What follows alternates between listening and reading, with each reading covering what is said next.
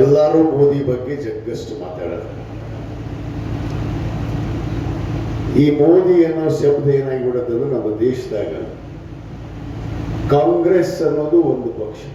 ನಾನು ಹೇಳ್ತಿರ್ತೀನಿ ಹಗಲೆಲ್ಲ, ಈ ದೇಶದ ಇತಿಹಾಸ ಕಾಂಗ್ರೆಸ್ ಪಕ್ಷದ ಇತಿಹಾಸ, ಕಾಂಗ್ರೆಸ್ ಪಕ್ಷದ ಇತಿಹಾಸ ಈ ದೇಶದ ಇತಿಹಾಸ ಅಂತೇಳಿ. ಈ ಭಾರತೀಯ ಜನತಾ ಪಕ್ಷದವ್ರ ಇತಿಹಾಸನೇ ಇಲ್ಲ. ಅವ್ರಿಗೆ ಇತಿಹಾಸ ಅಂದ್ರೆ ಮೋದಿ. ಇವತ್ತು ಭಾರತೀಯ ಜನತಾ ಪಕ್ಷ ಅಂತ ಹೇಳೋದೇ ಇಲ್ಲ.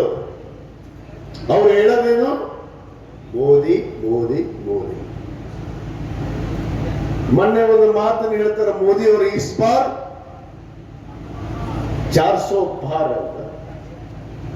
ಇಸ್ ಬಾರ್ ನಾವೆಲ್ಲ ಹೇಳೋಣ, ಇಸ್ ಬಾರ್ ಗಡಿ ಪಾರ್ ಅಂತ. ಬಿಜೆಪಿ ಗಡಿ ಪಾರ್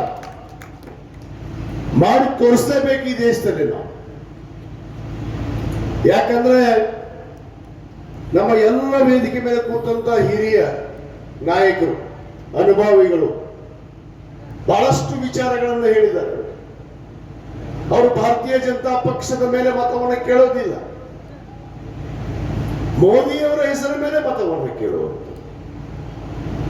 ಅವರ ಅಭ್ಯರ್ಥಿಗಳು ಕೂಡ ನೋಡ್ರಿ, ನೀವೆಲ್ಲೋದ್ರು ಇನ್ನೊಂದು ಸಾರಿ ಮೋದಿಯವರಿಗೆ ಓಟು ಕೊಡ್ರಿ ಅಂತ ಕೈ ಮುಗಿತಾರೆ. ಆದ್ರೆ ಇಲ್ಲಿ ನಮ್ಮ ಸಂಯುಕ್ತ ಕೇಳಿದ್ದೇನು? ಇನ್ನೊಂದು ಸಾರಿ ಕಾಂಗ್ರೆಸ್ ಪಕ್ಷಕ್ಕೆ ಮತವನ್ನ ಕೊಡ್ರಿ ಅನ್ನೋ ಮಾತನ್ನ ಕೈ ಎತ್ತಿ ಇವತ್ತು ಹೇಳುವಂತ ಮಾತನ್ನು ನಮ್ಮ ಸಂಯುಕ್ತ ಪಾಟೀಲ್ ಅವರು. ನಾನು ನನ್ನ ಸೋದರಿ ಸಂಯುಕ್ತ ಪಾಟೀಲ್ ಅವರಿಗೆ ಹೇಳಕ್ಕೆ ಇಚ್ಛೆ ಪಡ್ತೇನೆ, ಈ ವೇದಿಕೆ ಮುಖಾಂತರ ನಾನು ಬಹಳಷ್ಟು ಇತಿಹಾಸಕ್ಕೆ ಹೋಗೋದಿಲ್ಲ, ಎಲ್ಲೆಲ್ಲೋ ಹೋಗಿ ಮಾತಾಡಕ್ ಹೋಗೋದಿಲ್ಲ. ಎಲ್ಲರೂ ಮೋದಿ ಬಗ್ಗೆ ಜಗ್ಗಷ್ಟು ಮಾತಾಡೋದು. ಈ ಮೋದಿ ಅನ್ನೋ ಶಬ್ದ ಏನಾಗಿಬಿಡುತ್ತಂದ್ರೆ ನಮ್ಮ ದೇಶದಾಗ ಕಾಂಗ್ರೆಸ್ ಅನ್ನೋದು ಒಂದು ಪಕ್ಷ. ನಾನು ಹೇಳ್ತಿರ್ತೀನಿ ಹಗಲೆಲ್ಲ, ಈ ದೇಶದ ಇತಿಹಾಸ ಕಾಂಗ್ರೆಸ್ ಪಕ್ಷದ ಇತಿಹಾಸ, ಕಾಂಗ್ರೆಸ್ ಪಕ್ಷದ ಇತಿಹಾಸ ಈ ದೇಶದ ಇತಿಹಾಸ ಅಂತೇಳಿ.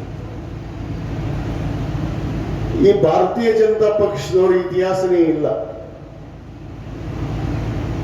ಅವ್ರಿಗೆ ಇತಿಹಾಸ ಅಂದ್ರೆ ಮೋದಿ. ಇವತ್ತು ಭಾರತೀಯ ಜನತಾ ಪಕ್ಷ ಅಂತ ಹೇಳೋದೇ ಇಲ್ಲ. ಅವ್ರು ಹೇಳೋದೇನು? ಮೋದಿ ಮೋದಿ ಮೋದಿ. ಮೊನ್ನೆ ಒಂದು ಮಾತನ್ನು ಹೇಳ್ತಾರೆ ಮೋದಿ ಅವರು, ಇಸ್ ಬಾರ್ 400 ಪಾರ್ ಅಂತ. ಇಸ್ ಬಾರ್ ನಾವೆಲ್ಲ ಹೇಳೋಣ, ಇಸ್ ಬಾರ್ ಗಡಿ ಪಾರ್ ಅಂತ. ಬಿಜೆಪಿ ಗಡಿ ಪಾರ್ ಮಾಡಿ ತೋರಿಸಲೇಬೇಕು ಈ ದೇಶದಲ್ಲಿ ನಾವು. ಯಾಕಂದ್ರೆ ನಮ್ಮ ಎಲ್ಲ ವೇದಿಕೆ ಮೇಲೆ ಕೂತಂತ ಹಿರಿಯ ನಾಯಕರು, ಅನುಭವಿಗಳು ಬಹಳಷ್ಟು ವಿಚಾರಗಳನ್ನು ಹೇಳಿದ್ದಾರೆ. ಅವರು ಭಾರತೀಯ ಜನತಾ ಪಕ್ಷದ ಮೇಲೆ ಮತವನ್ನು ಕೇಳೋದಿಲ್ಲ, ಮೋದಿಯವರ ಹೆಸರ ಮೇಲೆ ಮತವನ್ನು ಕೇಳುವುದು.